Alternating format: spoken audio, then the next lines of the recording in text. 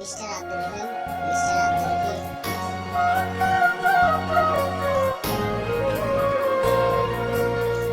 কি ব্যথা দিলে মোর অন্তরে, আহারে কি ব্যথা দিলে মোর অন্তরে,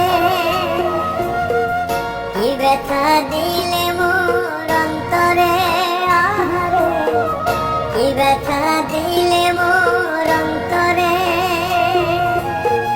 মুখের হাসি পরাণে বান্ধি, না দেখিয়া ভালোবাসি রে।